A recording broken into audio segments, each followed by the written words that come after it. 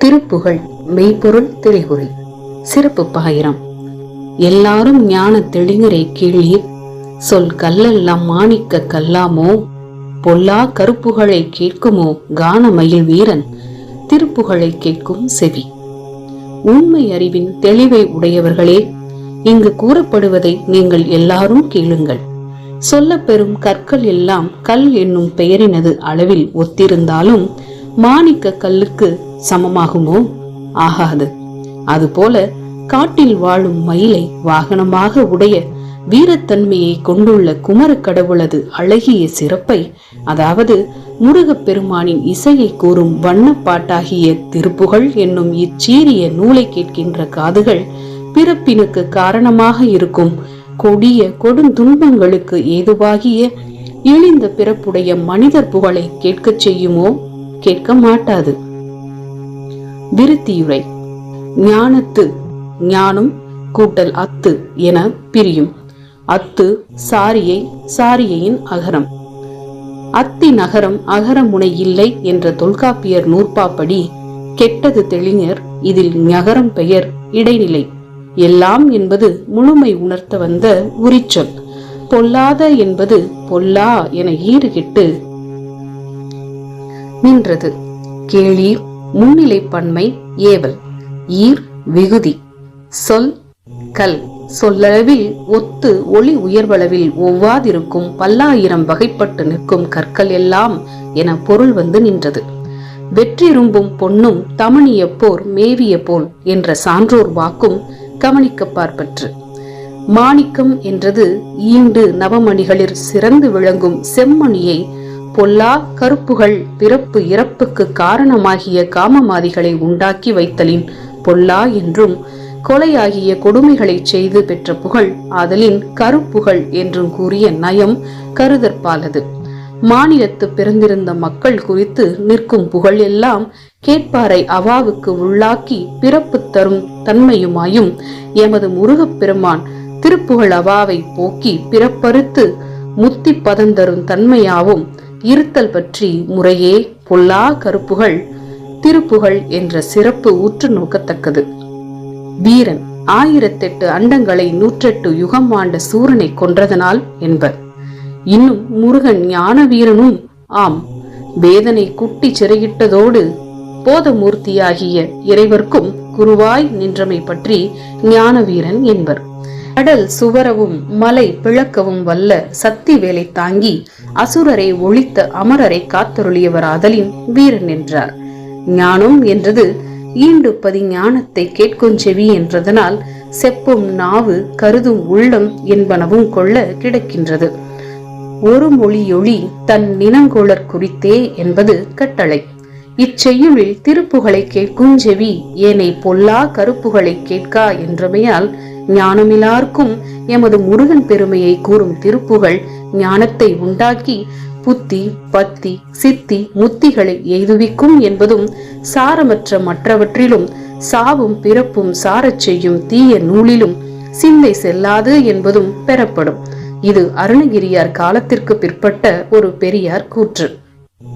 திருப்புகழ் படிக்கும் அவர் சிந்தை வலுவாலே ஒருத்தரை மதிப்பதிலை உன்றன் அருளாலே பொறுப்பரை மிக பொருது வென்றுமையில் மீதே தரித்து ஒரு திருத்தணிகை நின்ற பெருமாளே, வள்ளி எம்மையாரை தன்னோடு கொண்டு போம் பொருட்டு மலைநாட்டில் வாழும் வேடருடன் போர் செய்து அவர்களை வெற்றி கொண்டு மயிலாகிய ஊர்தியின் மேலே அமர்ந்து பொருந்தி ஒப்பற்ற திருத்தணிகை என்னும் திருப்பதியின் கண் நிலை பெற்ற முருகப் பெருமானே, திருப்புகழ் என்னும் நூலினை படிக்கும் அன்புடன் படிக்கின்ற அவர்கள் உன் அருளன் பால் தங்களுக்கு உண்டாகும் மனபலத்தினால் ஒருவரையும் மதிக்க மாட்டார்கள். படிப்போர் என பாலது படிக்கும் அவர் என்று சுட்டோடு மருவியது வலியுறுத்தற்கு என்க. ஒருத்தர் ஒன்று கூட்டல் அத்து கூட்டல் அர் என பிரியும். ஒன்று என்பது ஒரு என ஆயிற்று. ஈரேழ் அல்லவற்றின் ஈற்றுயிர் மெய்யும் 7 உயிரும் ஏகும் ஏற்பழி என்பனார் புலவர் என்ற விதிப்படி ஓன் என நின்று முதலீர் எண்ணி நொற்று ரகரமாகும் உகரம் வருதல் ஆவையினான என்ற தொல்காப்பியர் நூற்பாப்படி ஒரு என நின்றது. இடை நின்ற அத்துச்சாரியையின் அகரம் கெட்டது அர் பலர்பால் விகுதி. அர் என்னும் பலர்பால் விகுதி உயர்வு பற்றி வந்தது. போலும் பிற காரணங்களால் உயர்வு பற்றிய ஒருத்தரை என்க. பிற காரணங்களாவன கல்வி, செல்வம், வீரம், இளமை, அழகு, திடம், வன்மை, ஈகை முதலியன. மதிப்பதில்லை என்றது பொருட்படுத்துவது இல்லை என்பதாம். கல்வி முதலியவற்றார் சிறந்த எவரையும் மதியாதற்கு காரணம் உனது அருளும் நின் திருப்புகழ் படித்து மனத்து அறிவு பெருகிய திடத்தாலும் என்க. நாமார்க்கும் குடியெல்லோம் நமனை அஞ்சோம் என்னும் திருநாவுக்கரசர் திருவாக்கு கருதத்தக்கது. பொறுப்பறை மிக பொருது வென்று என்றது முருகவேள் வள்ளி எம்மையாரை களவாக கவர்ந்து செல்லுங்கால் எதிர்த்த வேடர் தம்மை வென்றதையாம். திருத்தணிகை இது தொண்டை நாட்டிலுள்ள திருமுருகன் மலைக்கோயில். அவனருளற்றார் அனைவரும் அற்றார், அவனருள் உற்றார் அனைத்தும் பெற்றார். ஆதலின் முருகப்பிரான் பெருமை கூறும் திருப்புகழ் படிப்பார்க்கு அப்பெருமானின் திருவருள் முருகி வளரும். அவ்வருளால் எவரையும் மதியார். வேண்டுவது எல்லாம் பெற்று இன்புற்று வாழ்ந்து கழித்திருப்பர். இதுவும் திருப்புகழை பற்றி இந்நூற்காலத்திற்கு பின் ஒரு பெரியார் கூறிய கூற்றாகும். ஆசிரிய சந்த விருத்தம்.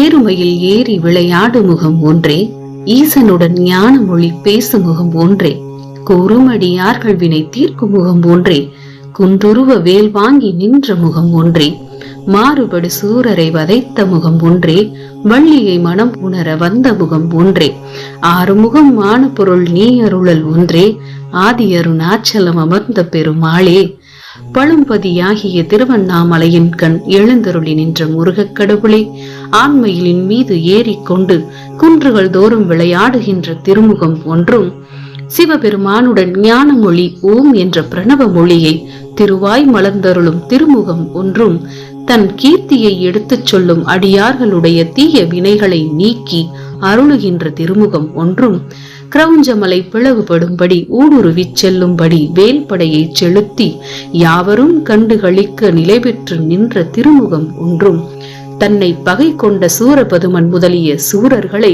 கொன்ற திருமுகம் ஒன்றும், வள்ளி குரத்தியை திருமணம் செய்து கொள்ளும்படி ஏற்பட்டு வந்தருளிய திருமுகம் ஒன்றும் ஆக 6 திருமுகங்களை கொண்டுடையவராக மெய்ப்பொருளாகிய தெய்வமே அடியேனுக்கு திருவருள் செய்தருள வேண்டும்.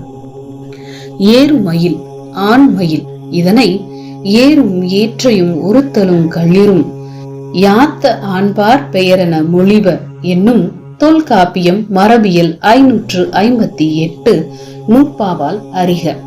சேயோன் தோகை மயில் வாகனர் ஆண்மயிர்க்கே தோகை உண்டு ஆதலின் ஏறுமயில் என்றார். விளையாடல் இங்கு ஐந்தொழிலாகிய படைத்தல், காத்தல், அழித்தல், மறைத்தல், அருளல் என்பனவற்றை விளையாட்டென்றமையால் முருகன் இவ்வைந்தொழிலையும் களைப்பின்றி செய்தலை குறிப்பித்தார். அழகிலா விளையாட்டுடையார் என்ற கம்பர் வாக்கு ஈண்டு கருதற்பாலது. ஈசன் என்றது எல்லா ஐஸ்வரியத்தையும் உடையவனாகி நின்று அடியார்க்கு வேண்டியாங்கு தந்தருள் செய்யும் தலைவன் என்பது பொருள். இதனை வடமொழி சொல் என்பர். ஞான் மொழி என்றது ஓம் பிரணவ பொருளை முருகப்பெருமான் தன்னை இளையன் என்று எண்ணிய பிரம்மன் செருக்கை அடக்க பிரணவ பொருளை கேட்டபோது வாய் திறக்கும் வன்மையின்றி வாழாவிருந்த வேதனை குட்டி சிறையிலிட்டார். நான்முகனுக்காக பரிந்து வந்த தந்தையாகிய சிவபெருமான் பிரணவ பொருள் கேட்க இறைவர்க்கு குருவாக இருந்து அவர் நின்று செவி சாய்த்து கேட்க ஓகியருளிய திறம் விளங்க ஈசனுடன் ஞான மொழி பேசுமுகம் என்றார். உளன்மதில் சுட்ட தளநகை பெருமான் வணங்கி நின்றேத்த குறுமொழி வைத்தோய் என்ற கல்லாட அடிகளாலும் இதனை அறியலாம். முருகக் கடவுள் அகத்தியர், நக்கீரர், ஔவை, பொய்யாமொழி முதலியவர் துதி கூற அவர் கருளிய பரங்கருணை தடங்கடாதலின் கூறும் அடியார்கள் வினை தீர்க்கும் என்றார். குன்றுருவ என்றதில் குறித்தது கிரௌஞ்ச மலையை. இது அகத்தியர் சாபத்தால் முருகப்பிரான் வேளால் பிளவுண்டது. இது குறுகு பெயரிய குன்றம் பிழக்க பெருவேன் விட்ட பேரான் சீயம் என்ற பெரியார் வாக்கு இதனுடன் ஒப்பிடத்தக்கது. மாறுபடு சூரர், தேவர்க்கு பகையாயிருந்த சூரர் என்பது பொருள். முருகன் தேவர்களுக்கு சேனாதிபதியாகி சென்றாராதலின் இவர்க்கும் மாறுபடு சூரரே ஆயினர். அறத்துக்கு மாறுபட்டு மரத்தை தழுவி நின்றதனாலும் மாறுபடு சூரர் என்றார். தேவர்களுக்கு சேனாதிபதியானமையை கோமேவி காக்கும் சரவணத்தான் என்ற வெண்பாவின் அடி பண்பாக உணர்த்தும். வள்ளியை மனம் புணர வந்த முகம் என்றது காதல் நிலையை. வள்ளியை மணந்த போக நிலையில் நின்றது உலகுதை பொருட்டாதலின் இது கூறினார். இப்பெருமானுக்கு காதல் நிலையும் உண்டு என்பது. பரமனே பரம யோகி என புகழப்படும் சிவபெருமானுக்குமே ஞான குருவாகி பரதேசிகன், சுவாமிநாதன், குருநாதன், ஐயாசாமி, அப்பாசாமி என்பனவாகி திருப்பெயர்கள் பூண்டிருப்பதே நன்கு விளங்கும்.